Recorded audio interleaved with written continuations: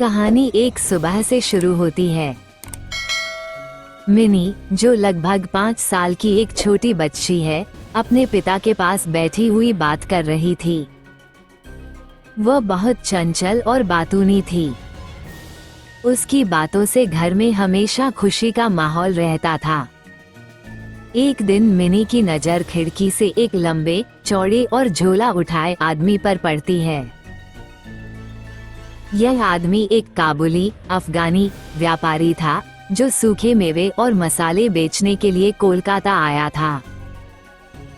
Mini उसे देखकर डर जाती है और अपने पिता के पास भागकर छिप जाती है। कुछ दिनों बाद काबुली वाला, जिसका नाम तारानकन रहमत तारानकन था, मिनी के घर के पास से गुजरता है। मिनी धीरे धीरे उससे घुल मिल जाती है। रहमत मिनी को बादाम किशमिश लाकर देता और बदले में उसके साथ हंसी मजाक करता। मिनी रहमत को अपनी छोटी छोटी बातों से हंसाती और दोनों के बीच एक अनोखा रिश्ता बन जाता है। रहमत भी मिनी को अपनी बेटी की तरह मानता था। उसकी एक छोटी बेटी अफगानिस्तान में थी, जिससे वो बहुत प्यार करता था। मिनी के साथ समय बिताकर उसे अपनी बेटी की याद आती थी। एक दिन रहमत का झगड़ा एक ग्राहक से हो जाता है। इस झगड़े में वह गुस्से में आकर उस ग्राहक पर चाकू चला देता है, जिससे उसकी मौत हो जाती है। रहमत को गिरफ्तार कर लिया जाता है और उसे 10 साल की सजा हो जाती है। मिनी इस घटना के बाद उदास हो जाती है। धीरे धीरे समय बीतता है और मिनी भी बड़ी हो जाती है।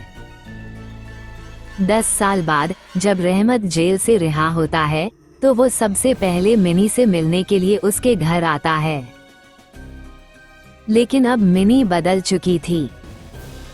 वह बड़ी हो गई थी और उसी दिन उसकी शादी की तैयारियां चल रही थीं। रहमत को देखकर मिनी उसे पहचान नहीं पाती। रहमत ये देखकर दुखी हो जाता है। वो मिनी के पिता से अपनी बेटी के बारे में बात करता है और बताता है कि कैसे उसने मिनी में अपनी बेटी को देखा था। मिनी के पिता उसकी भावनाओं को समझते हैं। वे रहमत को कुछ पैसे देते हैं ताकि वो अपने घर अफगानिस्तान जाकर अपनी बेटी से मिल सके। रहमत धीरे धीरे घर से बाहर चला जाता है। मिनी के पिता के दिल में रहमत के लिए सहानुभूति और दया का भाव रहता है। ये कहानी मानवीय भावनाओं, प्यार और त्याग की अद्भुत मिसाल है। कहानी का संदेश। काबुली वाला हमें ये सिखाती है कि रिश्ते खून के नहीं, बल्कि दिल के होते हैं। ये कहानी मानवीय संबंधों की ताकत और उनकी गहराई को दर्शाती है।